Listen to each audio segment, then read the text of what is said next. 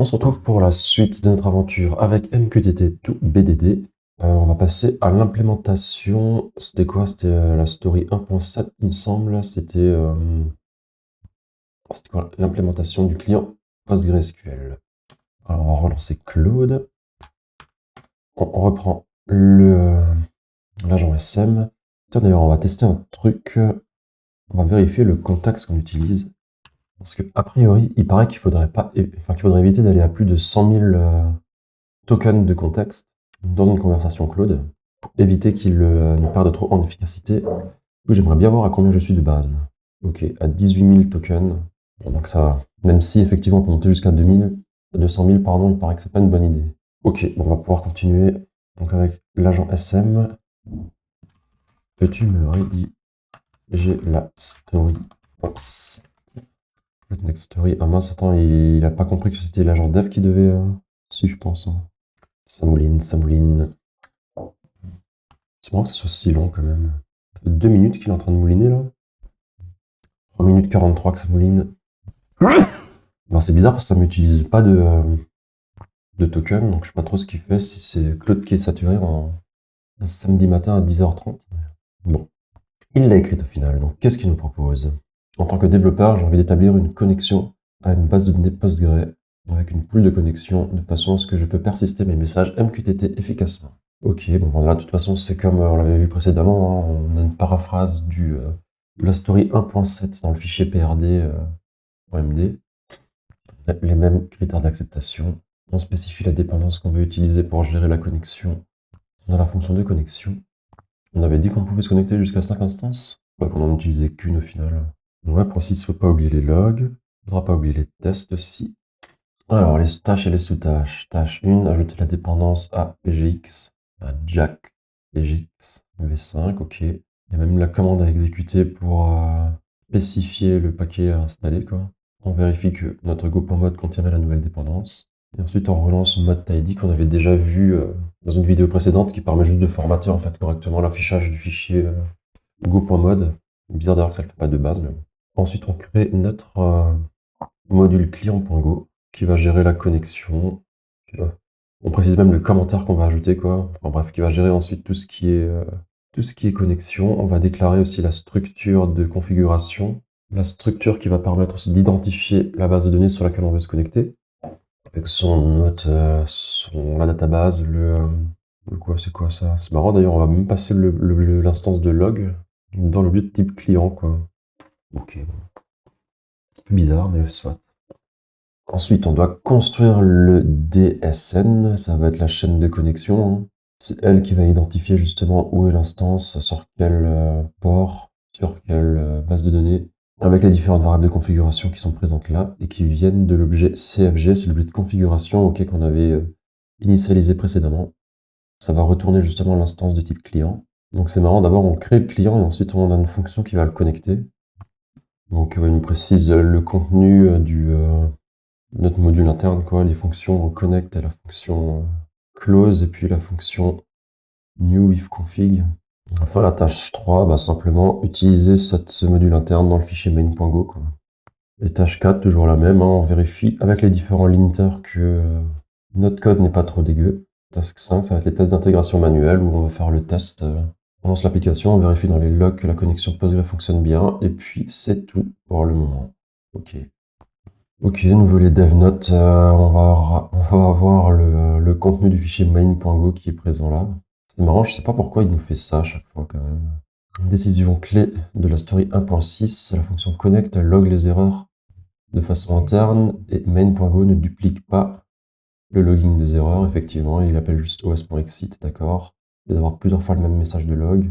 Le select à la fin du main, on avait vu, c'était pour éviter que le logiciel s'éteint directement, quoi. Mais du coup, effectivement, on ne peut pas catcher les signaux d'extinction de l'application. Et puis oui, le défaire disconnect du coup qui n'est jamais appelable, bon, c'est pas très grave. Hein. Et là, on a des exemples de la façon dont on va utiliser notre client Postgre, les différents champs qui sont présents dans notre structure. Donc on a la connection pool qui sera nulle jusqu'à ce que la fonction connect fonctionne. Ok. La DNS string, c'est ce qu'on avait vu avant, en fait, c'est la chaîne qui va contenir en fait la base concrète à utiliser sur la database avec l'utilisateur et le mot de passe, quoi. Host string, alors a priori, c'est juste la partie host du DNS qu'on garde juste pour loguer, pour des fins de log, ok, un peu bizarre. Mais... Pareil pour le dbname. Je ne sais pas trop pourquoi on fait ça, on va voir. On a une petite note qui nous dit que la structure new client stocke effectivement dans le DNS les credentials, donc le mot de passe et l'utilisateur, mais il nous dit que ça n'augmente pas l'exposition à des problèmes de sécurité, parce que de toute façon, les identifiants sont déjà dans la mémoire, via l'objet config.config. Ok, ouais. Et puis on fait la même chose que ce qu'on avait fait pour le client MQTT, en fait, on stocke directement la chaîne de connexion dans la structure plutôt que les différentes valeurs, de façon à éviter d'avoir à la reconstruire à chaque fois, quoi. Est-ce qu'on ping après new with config? Donc, new with config avec une connexion minimum de 1 va tenter de créer une connexion au lancement, mais ajouter un ping explicite pour la vérification de la connexion claire et nous permet d'avoir une erreur différente si jamais ça ne fonctionne pas, quoi.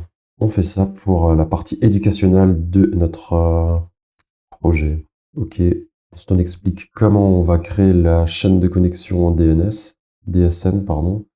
DSN ou DNS, j'avais dit quoi? DSN, moi depuis avant je dis DNS, mais en fait, c'est juste que mes yeux ne sont pas assez bien ouverts, je crois. Oui, c'est bien DSN. Bon, du coup, c'est comme on avait dit avant, hein, c'est juste une simple concaténation finalement des différentes paramètres de connexion, quoi. L'utilisateur, le mot de passe, le host port et la database à utiliser, quoi. Truc un peu classique. Ensuite, cette chaîne qu'on va utiliser pour concrètement nous connecter au serveur. Ah tiens, mais il nous dit qu'effectivement, c'est vrai que j'avais pas trop pensé à ce problème, mais si on commence à avoir des caractères spéciaux dans le mot de passe, il faudra qu'on utilise un encodeur, puisque sinon on aura des problèmes d'échappement. Mais ça sera... genre là, la limitation, on nous dit qu'elle est acceptable pour cette story-là, mais que ça sera documenté et que ça ne sera pas fixé avant qu'on commence à se poser les questions sur le développement en production. Ok, bizarre. On peut directement le faire bien. Et ensuite, on a directement notre fonction de connexion qui est déjà écrite. Encore une fois, ce Scrum Master pourrait faire dev. Donc là, on a toujours la même façon de faire en Go, hein, où on instancie une variable directement dans la condition, de façon à ce que ERR soit accessible dans la condition et plus après, quoi. Donc là, comme on nous l'avait expliqué dans la remarque précédente, on a bien une condition pour tester la connexion, enfin pour initialiser la connexion, et ensuite on fait notre ping explicite pour s'assurer au niveau de notre application que la connexion fonctionne bien, quoi. Mais par contre, c'est marrant parce que le message d'erreur reste le même, quoi. PostgreSQL connection failed. Alors que je crois que de base, on nous avait dit qu'il voulait qu'on fasse ça pour pouvoir justement distinguer les messages d'erreur, hein. En fait, le seul truc qui va changer, ça va être l'erreur qu'on va retourner dans main.go. Mais l'erreur qu'on va loguer au niveau de cette fonction, ça restera la même, quoi. Après, bon, je suppose qu'on va reloguer l'erreur au niveau du main.go, donc on aura l'info à ce moment-là, quoi. Et là, si tout va bien, on log le fait qu'on soit bien connecté et on retourne nil. Très bien. Et maintenant, le main.go après l'implémentation de cette story, donc on avait la version avant la story, maintenant on l'a après, quoi. Du coup, on va rajouter simplement, je pense, l'appel à notre module, quoi. Oui, voilà. DB client database new client avec la configuration et le logger. Et là, par contre, si on a une erreur, on ne log pas l'erreur, on a fait juste un exit. Si on a une note sur la façon dont on va loguer les erreurs, oui, voilà, on nous dit que le main.go ne va pas dupliquer l'erreur une seconde fois. On ne va pas rafficher un message d'erreur dans les logs. Mais du coup, notre message là, c'est toujours le même. Bon, je verrai pour le changer éventuellement après. On va faire la boucle qu'on avait commencé à mettre en place pendant la story précédente, je crois, où on va laisser le SM travailler, ensuite le dev, et ensuite on va faire nos modifications perso en tant qu'humain, et ensuite on va passer le QA sur notre travail pour valider qu'on n'a pas fait trop de bêtises, quoi. Ça me semble bien cette façon de procéder. Donc là, bon, on nous explique de nouveau les différents fichiers qu'on va créer ou modifier, quoi. Ok. Client.go, on va le créer. On nous parle aussi du query.go et du client test qui vont exister un jour, mais pas dans cette story. Ok. On a de nouveau la structure qu'on doit mettre dans les modules, quoi. Ok. Ensuite, on a de nouveau une note qui nous dit que notre projet, bah, c'est spydemon/mqtt2bdd et pas username/mqtt2bdd comme c'est le cas dans le fichier d'architecture. La tech stack. Testing, on nous dit encore une fois qu'il n'y a pas de test unitaire dans cette story parce que les fonctions connect et close qu'on implémente en fait concrètement bah, nécessitent un serveur PostgreSQL réel. Et ensuite, on va avoir les tests manuels. Et là, du coup, on a les commandes qui sont précisées directement. Donc, on a la commande, la première, qui va nous permettre de recompiler le binaire. Et ensuite, on lance notre application. Il faudrait quand même que je pense, ça fait 5 stories que je le dis, de modifier notre conteneur Docker pour éviter qu'il nous lance une application, en fait, finalement. Je pense que ça serait le mieux. Parce que là, on va avoir des conflits si à chaque fois on réexécute un nouveau binaire, en fait, dans le conteneur, il tournera en double. Et je pense qu'à un moment, il risque d'avoir des problèmes quand on va commencer à tester les notifications MQTT avant deux fois, quoi. On a même les messages MQTT qu'on espère avoir. Toujours la même note, comme quoi le select bloque l'application indéfiniment, ce n'est pas très grave. Du coup, on n'a pas les messages PostgreSQL disconnected, MQTT disconnected. Ah ouais? Attends.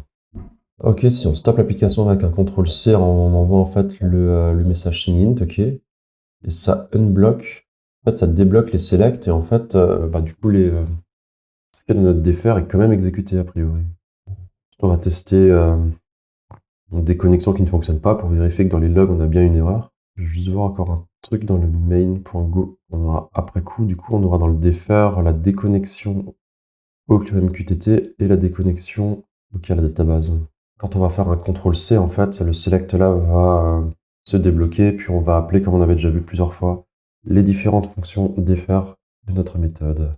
Elles sont exécutées dans tous les cas quand on sort d'une méthode, quoi. Ok, bon, ça m'a l'air bien, hein. Écris-moi ce contenu. Alors, qu'est-ce qu'il nous dit? Story créée, maintenant j'exécute la checklist de validation. L'exécute en mode YOLO. C'est marrant, des fois je choisis de le faire en mode YOLO, des fois en mode normal, j'ai l'impression. C'est pour ça que personnellement j'aurais toujours du mal à utiliser l'IA pour faire du travail sans revérification parce que t'es jamais vraiment sûr de ce qu'il fabrique en fait. De ce qu'elle fabrique. Bon, elle a l'air content en tout cas. Scénario de test identifié, Happy Path, avec le log séquence attendue. C'est quoi un Happy Path truc? Alors qu'est-ce qu'il nous dit? Clarté 9 sur 10, légère réserve sur la note URL encoding acceptable mais pourrait surprendre un dev qui utilise des mots de passe complexes en dev, mais je vais lui dire ça, tiens. Déjà, voyons voir à combien nous sommes au niveau du contexte. Ah, là, on est à 100 000 tokens déjà, donc a priori, là, c'est une mauvaise idée de continuer à utiliser cette story. Pas cette story, pardon, cette conversation. Là, c'est vite rempli quand même, hein. Mais moi, je vais quand même lui dire que je suis pas très content non plus, moi, de cette façon de gérer. Je suis d'accord avec toi, c'est un peu bizarre cette façon de ne pas gérer justement les caractères spéciaux dans l'URL de la DSN. Est-ce que tu penses qu'il ne faudrait pas directement gérer ces cas de figure dans cette story? Bonne remarque, c'est un défaut réel, pas hypothétique, un mot de passe contenant des caractères. Casse silencieusement le parsing de l'URL. Deux options propres à considérer. Option A, format libpq, key égale value. Ma recommandation, qu'est-ce que c'est que le truc?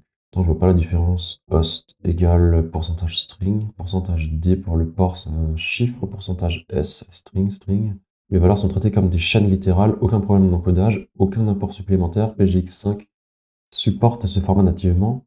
Ou l'option B, structure programmatique, via pgx pool.parseconfig plus champ direct. Donc, ah oui, là, l'idée, c'est de pas utiliser justement le DSN, mais d'utiliser à la place des variables de configuration. Zéro string à parser, mais plus verbeux, et nécessite de comprendre la hiérarchie. À mon avis, l'option A est une bonne correction pour cette story. C'est minimal, sans dépendance supplémentaire, et c'est précisément le format que la plupart des exemples PGX utilisent en production.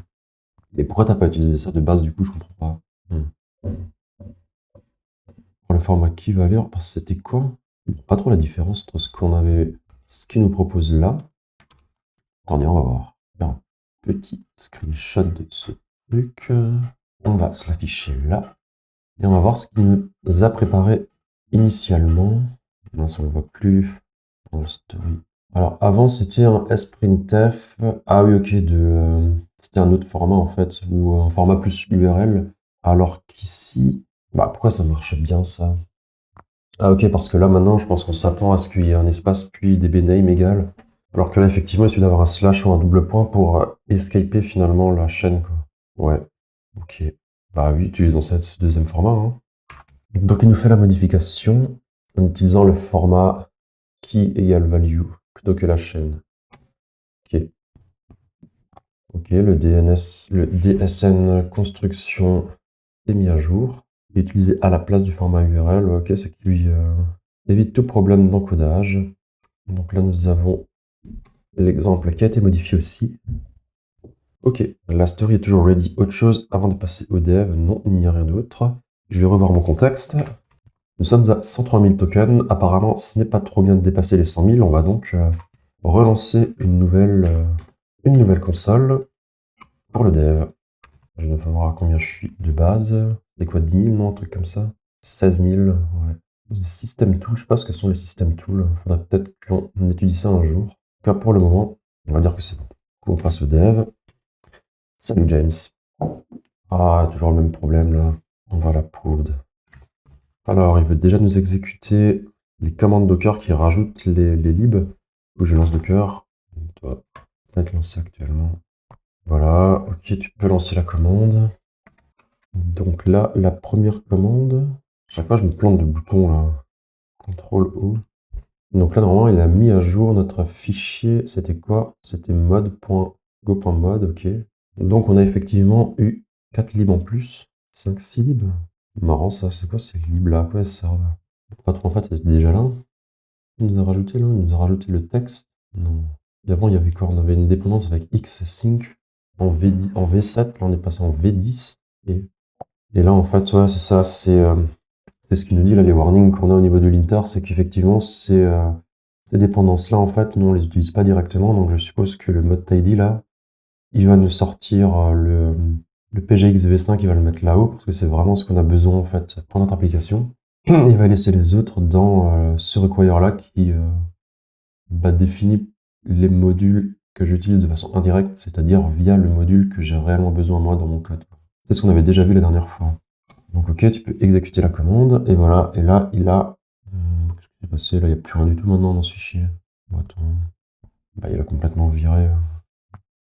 Go mode tidy, qu'est-ce qui s'est passé? Pas d'output. Jack PGX, maintenant il n'y en a plus. Ah oui, ok, mais attendez, je pense que j'ai compris le problème. En fait, ma première story, ça a été de demander le module, en fait, de l'importer, en fait, dans le projet, et ensuite, je pense que j'ai exécuté la fonction qui nettoie mon fichier go.mode. Lui, il a vu qu'en fait, ce module que j'avais importé, je l'utilisais jamais. Donc, il me l'a viré, en fait. Donc, finalement, il est plus là. Et là, maintenant, il va faire quoi? Il a fait son grep, il voit qu'il est plus là. Qu'est-ce qu'il va nous faire? Est-ce qu'il va comprendre le problème? Parce que là, ouais, si on regarde à nouveau ce qui s'est passé au niveau des commandes, mais il est malin, il a quand même vérifié, hein. Il a exécuté la commande, et là il a refait un grep pour vérifier si on avait toujours une ligne qui contenait jack c/pgx dans notre fichier go.mode. Et là, je lui ai répondu que non, il n'y a rien. Et là, du coup, qu'est-ce qu'il essaie de faire? Maintenant, il va lire tout le fichier pour essayer d'en savoir plus, je pense. Voilà. Qu'est-ce qu'il va nous faire? C'est un peu chiant là, ce truc qu'il faut toujours switcher d'un mode à l'autre pour voir le contenu du retour de Cloud Code. C'est pas forcément très pratique. Ah, voilà, là, il nous le dit, GoModTidy a retiré la dépendance à PGX parce qu'il est importé nulle part, en fait, effectivement. Donc là, il a compris qu'il devait d'abord créer le fichier client.go, la task 2, et ensuite il doit réajouter la dépendance. Ah, il est quand même malin. Donc là, il nous écrit le fichier. Donc je pense qu'il n'y a pas trop de surprise là-dedans, hein. Le contenu, il était présent dans la story 1.7, hein. Donc on a les imports, comme précisé initialement, on importe d'abord les modules génériques. Ensuite on met un espace, on importe ensuite les modules externes de notre application mais qui ne sont pas génériques, quoi. Et ensuite les modules internes, avec les sauts de ligne un peu bizarres comme ça. On a notre constante qui définit la configuration de l'objet là de connexion, je ne sais plus comment il s'appelle. On a notre client, qui, comme le commentaire l'indique, va wrapper en fait notre instance qui va se connecter concrètement à la base de données Postgre via PGX, avec la fameuse DSN. On a notre nouveau client. Et ensuite, on a le contenu qu'on avait vu avant, hein, avec l'implémentation de la méthode connect qui existe sur les clients, sur les structures de type client qu'on a définies précédemment là. Ah oui, et puis c'est là qu'on implémente ce fameux DSN en utilisant l'objet de configuration qu'on passera en paramètres. Ok, ça me va. Et là, c'est bon, là, il relance la commande d'import et cette fois-ci, il exécute directement tidy. Et je suppose qu'après, il va vérifier qu'il est bien resté dans le go.mode. on va voir comment il va évoluer. Ok. Donc effectivement, donc comme j'avais dit avant, en fait, notre PGX V5, il sera mis dans le premier require qu'on voit, parce que par convention, en fait, c'est dans le premier require qu'il y a les modules qui sont directement utilisés par notre projet. Et ensuite, les dépendances, en fait, à ce module-là sont présentes, elles, dans le second require. Et maintenant, on va recompiler l'application. Et enfin, on modifie le fichier main.go. Pareil, on va rajouter notre dépendance à notre module interne, database, pour qu'on puisse appeler la méthode newClient, je suppose. Ah ben, pas encore, ok. On rajoute juste l'import, dans ce cas. Donc voilà, donc là maintenant, on crée notre connexion. On essaie de se connecter. Contexte background, je sais plus ce que c'est que ce truc-là, contexte background. Faudra peut-être lui parler de ça.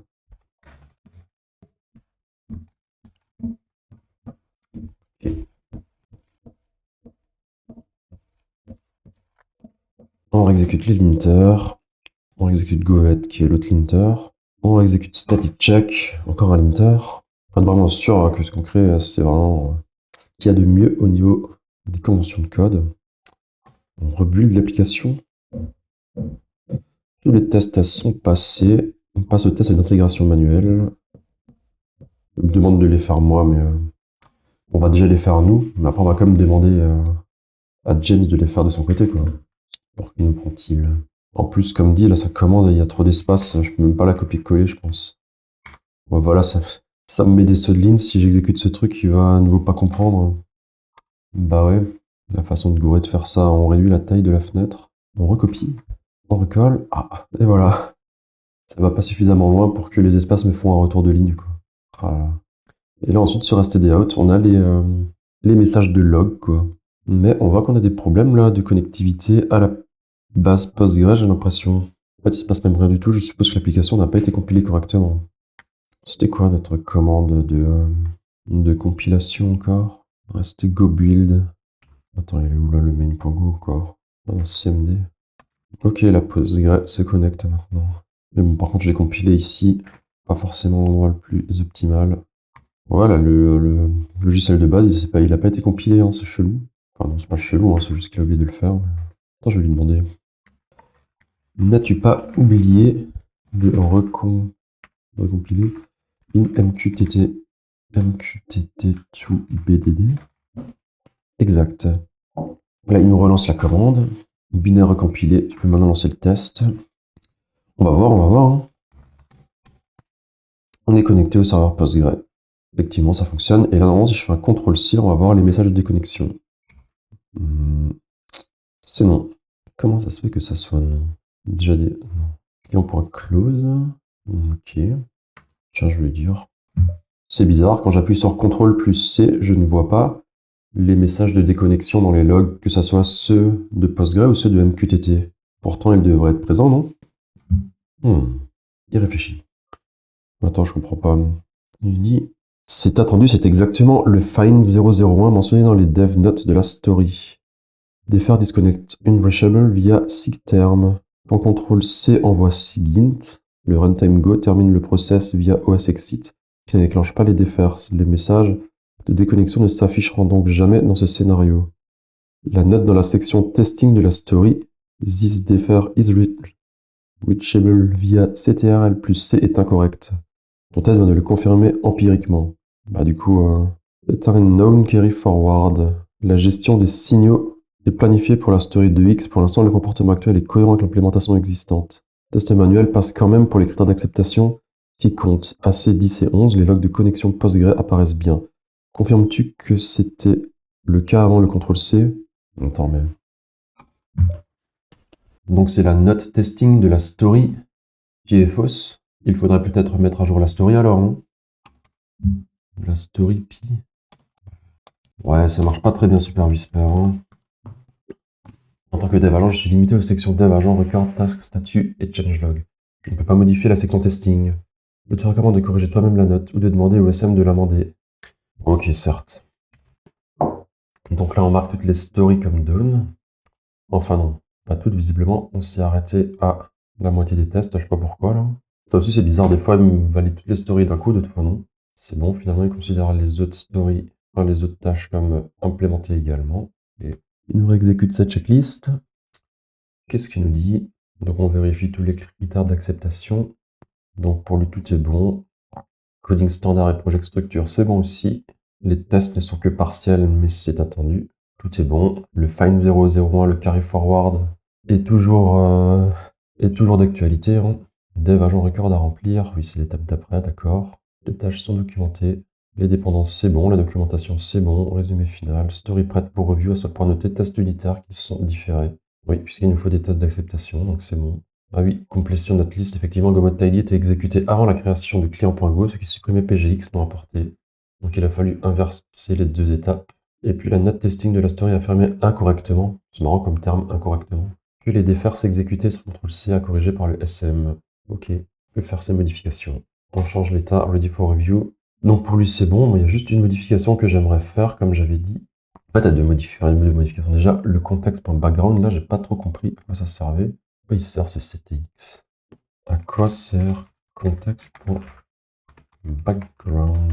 Contexte.background est un contexte vide. Pas de timeout, pas d'annulation, pas de valeur. C'est un point de départ racine quand tu n'as pas de contexte parent à propager.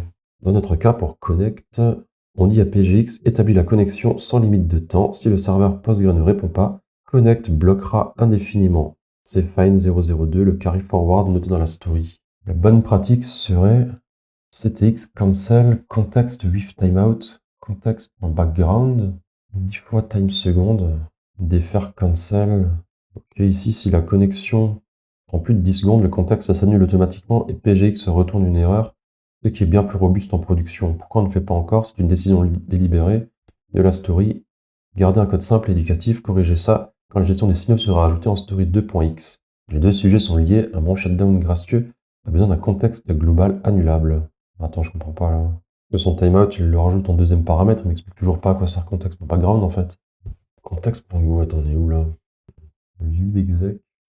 Demandons à un Claude générique. En Go, à quoi sert contexte.background? Contexte.background en Go retourne un contexte vide non annulable sans deadline et sans valeur. C'est le contexte racine à partir duquel tous les autres contextes sont dérivés.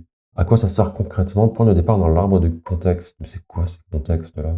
Le contexte with timeout. Tu pars de background pour ensuite lui attacher un timeout, une deadline ou des valeurs. C'est quoi la différence entre un timeout et une deadline? Contexte.todo. Je sais que je n'ai pas besoin d'un contexte parent.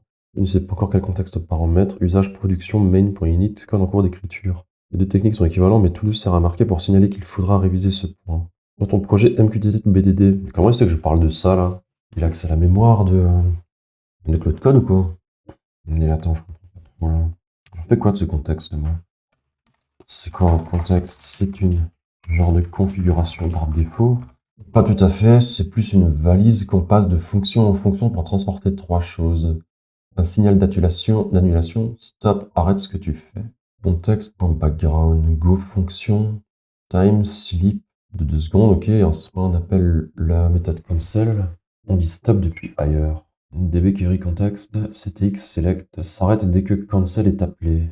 Ok, c'est un truc de multithreading quoi, par exemple tu lances une opération qui est longue, depuis un contexte, si à côté tu appelles la méthode cancel de ce contexte, ça éteint, bref c'est un peu bizarre quand même.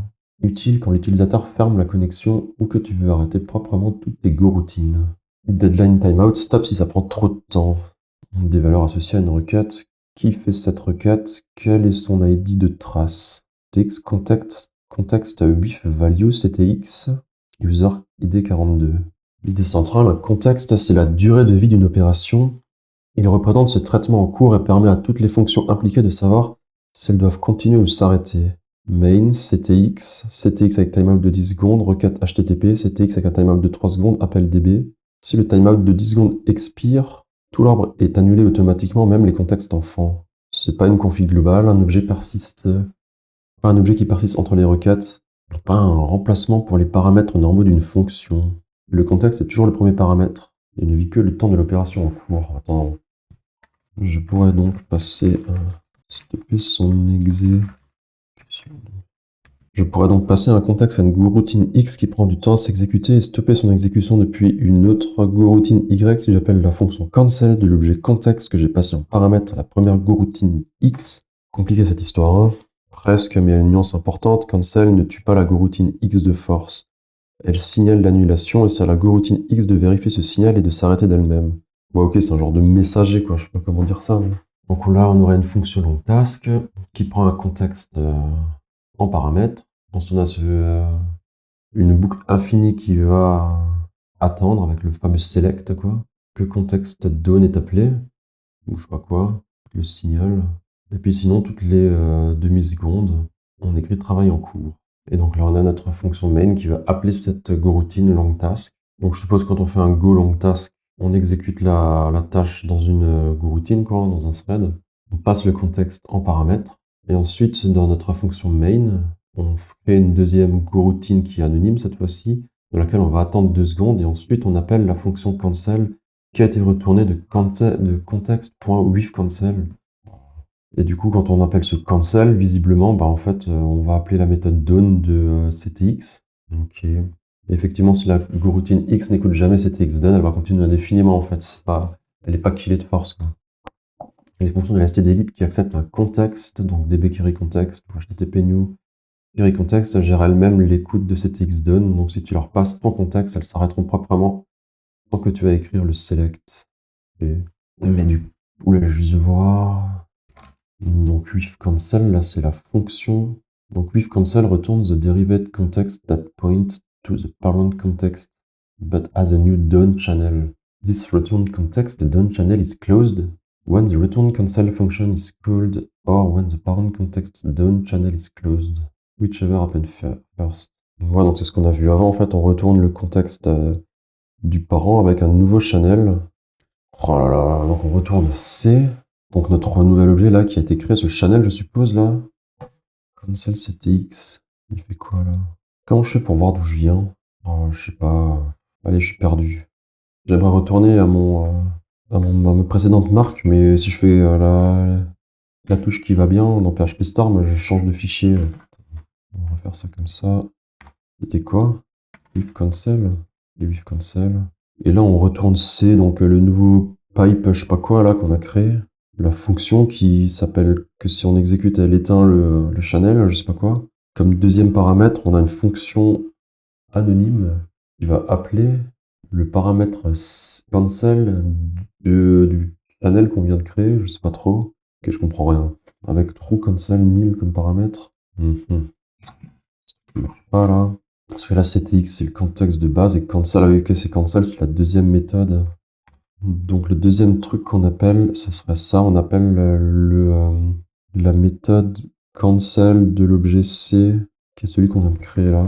Je sais pas, j'avoue que mon cerveau n'est pas prêt pour penser en asynchrone, j'ai l'impression. Ça me fait vraiment penser à toutes ces histoires en JavaScript là, d'async await, où c'est pareil, de passer des heures, j'ai l'impression d'essayer de comprendre ce qui se passe. Pour faire la théorie, je la comprends quoi. Hein. Genre effectivement, là on crée un genre de messager. Si on appelle la fonction cancel de ce messager, a priori, toutes les tâches à qui on a passé le messager en paramètre s'éteignent. L'implémentation derrière, elle est pas très claire. Quoi. Surtout que tu l'initialises depuis un autre contexte, donc je suppose que tu peux les chaîner. Bon, tu vois, dans notre code là, a priori, on ne passe pas de contexte. Quoi. Le contexte, c'est un truc de base qui fait rien. Donc on peut pas l'éteindre particulièrement, quoi, de notre côté. On va dire que pour le moment, ça nous va. Moi, il y avait une modif que je voulais faire, c'était dans justement notre méthode de connexion, c'était changer le message d'erreur si le ping ne fonctionnait pas. Ça on a Postgre connection failed, on a Postgre connection failed, je vais mettre Postgre ping failed.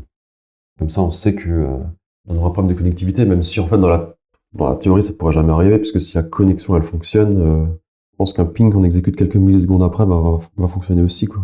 Mais comme dit, c'était quelque chose à but éducatif. Donc on va partir là-dessus. Je le sauvegarde.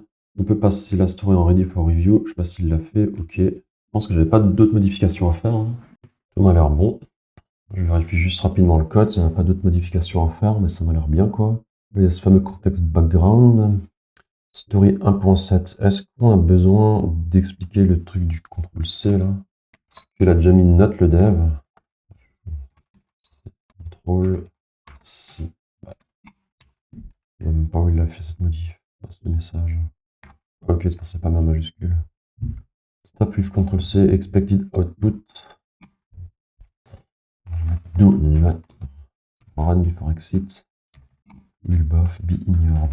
Pour être sûr que tout est bon. D'ailleurs, ce test-là, je l'ai même pas fait, là, le test de failure, là, C11. Donc j'y pense. On a que fait des tests où la connectivité, où la connexion fonctionnait. C'était pas le bon copier-coller, ça. On va tester un mauvais utilisateur. Wrong. On a bien le message d'erreur qui s'affiche. User, database, NT. Tiens, c'est marrant ça. Pourquoi il y a des problèmes de tabulation qui sont affichés là-dedans, j'ai l'impression. C'est nous qui gérons ça. On va voir. Ok, c'est là où on en est. Donc nous, on fait quoi? Connection to Postgre, host. Ok. En cas d'erreur, on écrit PostgreSQL connection failed. Et on passe ensuite en contexte là, le host, le database et l'erreur. C'est bien le message qu'on avait. Hein. On a le host en contexte, le database, ok. Et ensuite on a l'erreur. Et c'est dans l'erreur en fait qu'il y a ces problèmes de tabulation visiblement. Donc c'est au niveau de, j'allais dire de PGX, mais en fait peut-être pas. C'est quoi ce... Ah non, ok, ça c'est l'erreur qu'on passe en fait aux parents. Fail to parse PostgreSQL DSN for. Pourquoi fail to parse? Pas forcément un problème de parsage. Hein. De toute façon, dans tous les cas, on n'affiche même pas l'erreur. Je sais pas m'y faire, il faudrait que je sache quel est le raccourci qui me permet d'aller à l'emplacement précédent. Tiens, il doit peut-être savoir ça, Claude. Dans Visual Studio Code, quel raccourci je peux utiliser pour aller à l'emplacement précédent?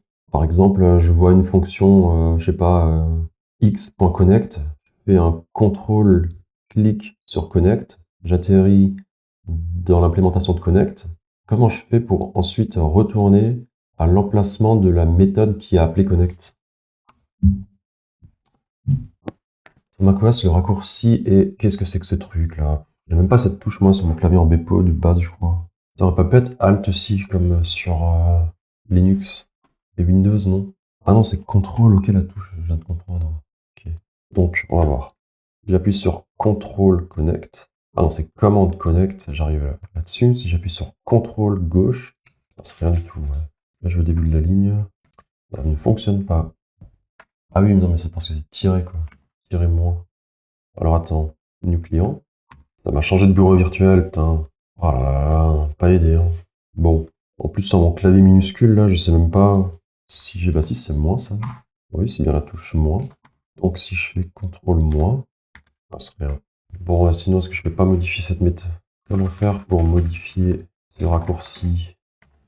J'aimerais utiliser CTRL plus CMD plus, comme c'est le cas sur PHP Storm.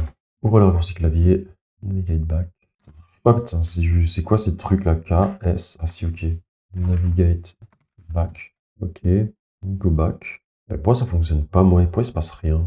Bah, size terminal left, view, move editor in previous group. Oui, bah, c'est les trucs chiants, je pense de ces trucs là, moi. Rien. Pas juste l'enlever. Ah oui, genre remove, il a disparu quoi, il n'existe plus maintenant. Ok. Qu'est-ce que j'ai fait? Ah, il y a ce truc-là, c'est vrai. Que... Pas être juste ça sinon? Ah oui, il y en a 6 qui ont la même. Mais comment c'est possible qu'il y en ait 6 qui ont le même truc? Ah oui, parce que ça dépend d'où on est en fait, ok. Cursor home. Ah, il y en a même un pour l'extension Vim.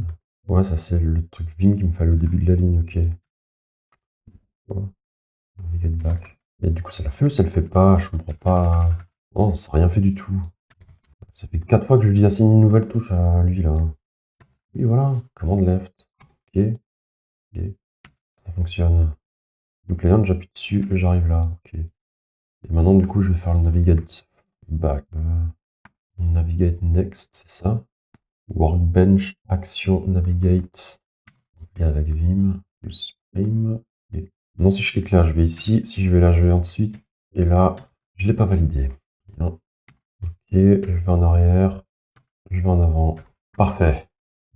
Bon, quel hors sujet, hein. Vous en apprenez des choses avec moi. Du coup, je sais plus où on en était. Ah oui, on est en train de faire un review de ce qui s'est passé là-dedans. Donc effectivement, on se disait que c'était bizarre cette histoire d'avoir un message d'erreur en fait qui est différent entre le logger et ce qu'on retourne. Moi, je suis presque comme David les copies en fait. Hein. Bon, je vais prendre cette chaîne, je la mets là-dedans. Ah ok, on peut pas. Vous n'avez pas le même type de paramètres. Du coup, je vais juste marquer aussi Postgre connection failed. Voilà. Donc là, on a notre connect. Ok, en fait, c'est le message de base qui était bon. En fait, pourquoi il m'avait mis ça dans dans le logger? Failed to parse DSN, c'était bien. Ok, Postgre connection failed. Donc là, maintenant, on essaie vraiment de se connecter. Moi, je peux aussi marquer. Mais là, c'est le ping qui failed. Et là, on est connecté, d'accord. On a le shutdown. Go mode, go sum, ça c'est juste les libs qui ont été mis à jour. Main, bah, c'est notre... on va même pas le comité de toute façon, mais c'est les binaires. Donc je pense qu'on est bon là. On est toujours en ready for review là, en statut pour la story 1.7. Ok, on va pouvoir passer au QA.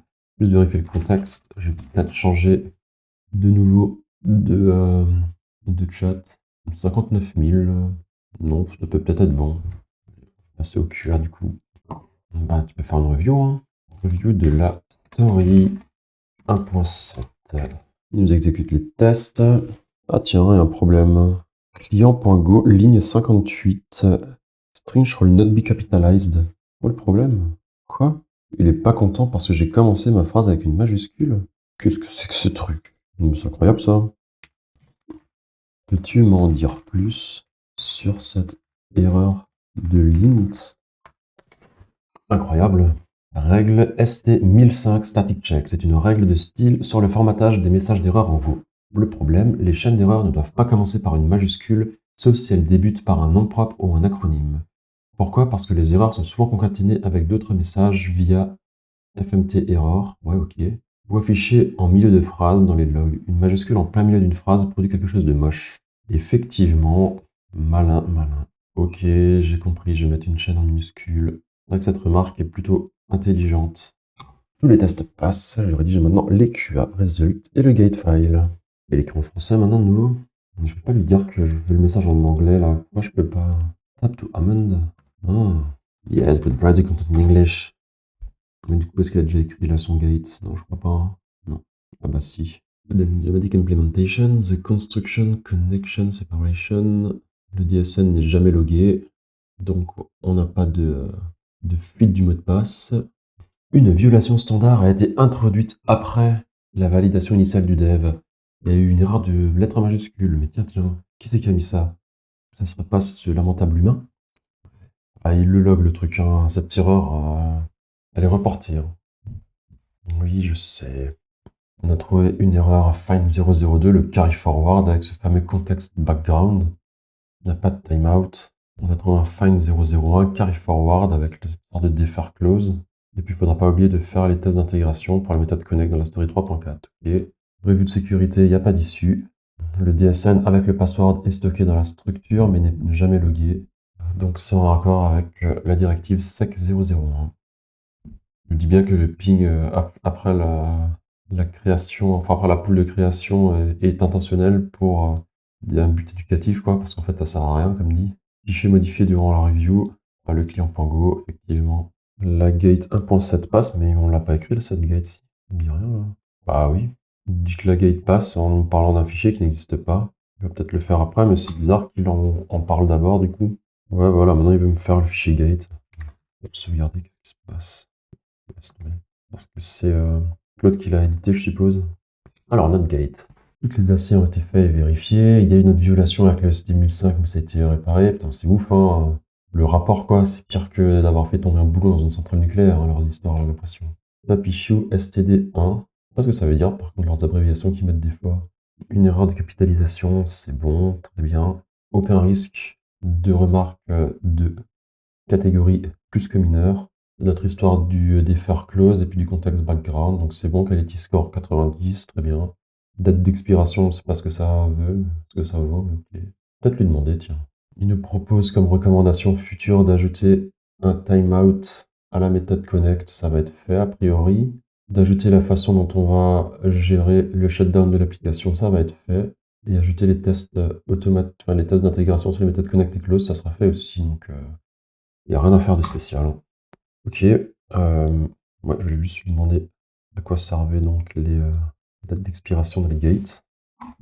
Tu rajoutes des dates d'expiration dans les gates. À quoi elles servent? Je rajoute, oh, c'était dessus quoi. Date d'expiration indique jusqu'à quand? Les dates d'expiration indiquent jusqu'à quand la décision de Gate est considérée valide sans review. Sans re-review. L'idée, si du temps passe, nouvelle dépendance, changement dans d'autres parties du code, nouvelle vulnérabilité découverte dans PGX, le pass d'aujourd'hui pourra ne plus être pertinent. L'expiration force à réévaluer périodiquement plutôt que de supposer qu'un ancien pass reste valide indéfiniment. Ah ok. En pratique sur ce projet, c'est surtout utile quand une story reste longtemps en down sans être déployée. Les dépendances externes ont des CV publiés après le review.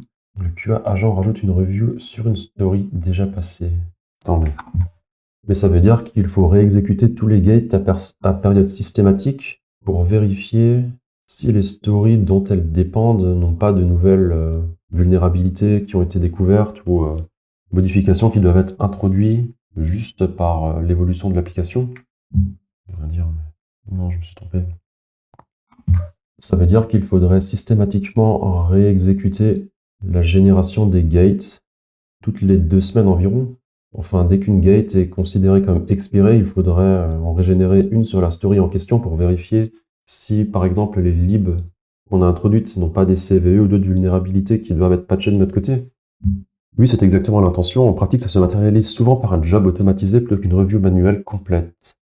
Ce qui devrait déclencher une revérification, gate expirée, date dépassée, nouvelle CVE publiée sur une dépendance du projet, govern check sur PDX, PAO par exemple, ou une mise à jour majeure d'une dépendance. D'accord. Govern check trouve un CVE dans PGX, ça invalide automatiquement le gate 1.7 même si la date n'est pas encore dépassée. Une nuance importante, une review de gate sur une story down ne réexamine pas le code, elle vérifie uniquement si le contexte externe a changé. CVE, dépendance, nouvelles exigences de sécurité. C'est beaucoup plus léger qu'une review complète. Pour ce projet, à ce stade, 2 semaines, c'est probablement trop fréquent. Tu pourrais allonger à 4-6 semaines et déclencher immédiatement une alerte CVE. Veux-tu qu'on crée une story pour automatiser govern check dans le CI? Bon, attends, on va pas faire ça maintenant, mais ok, je comprends un peu mieux à quoi servent ces dates. Parce que du coup, là, ça nous indique que la dernière fois que la story 1.7 a été vérifiée, c'était aujourd'hui. Et du coup, on sait que si dans 3 mois, par exemple, rien n'a été fait, on peut retourner dans la gate, vérifier de quand date la dernière vérification. Et si c'était il y a trop longtemps, en fait, on va regarder à nouveau ce que fait la version 1.7, enfin la story 1.7, vérifier les dépendances qui sont injectées, vérifier nos exigences de sécurité ou nos conventions de code, enfin ce genre de choses. Et s'il y a des choses à revoir, en fait, on les revoit, quoi. Ok. Très bien, très bien. Ben, on fera ça un jour, peut-être. Il faudrait. Donc, go mode. Et les binaires, je vais pas les ajouter. On va faire le message de commit. Implémentation. Story 1.7. Voix. Comme d'habitude, j'oublie de sauvegarder les fichiers. Mais par contre, c'est pas moi qui l'ai modifié, je crois, le 1.7 là. Je sais pas ce que j'ai fait moi comme modification. Ah oui, c'était ça, j'avais oublié de le committer, merde. Toujours pareil, quoi. Mais sauf qu'entre-temps, Claude a aussi édité enfin, a aussi écrit le fichier, donc bon, écoute, on va pas sauvegarder nos modifs, tant pis. Voilà, je peux committer. Et on va dire que c'est bon, hein. Voilà. C'était plutôt long, hein, quand même, finalement. On a passé combien de temps, là? Ça fait 2h09 que je filme pour réaliser cette story qui, en fait, de base, avait l'air assez triviale, hein. Après, c'est vrai qu'on a perdu un peu de temps sur les explications concernant le contexte, à quoi ça servait. Et aussi avec mes expérimentations sur l'IDE et les touches de raccourci. Bon. J'espère que ça vous aura quand même plu et permis d'apprendre un minimum de choses. En tout cas, si jamais ça vous intéresse de voir la suite de cette implémentation, je vous invite à vous abonner à la chaîne. Et on se retrouve probablement la semaine prochaine pour la suite de cette aventure. Allez, bonne journée et à bientôt.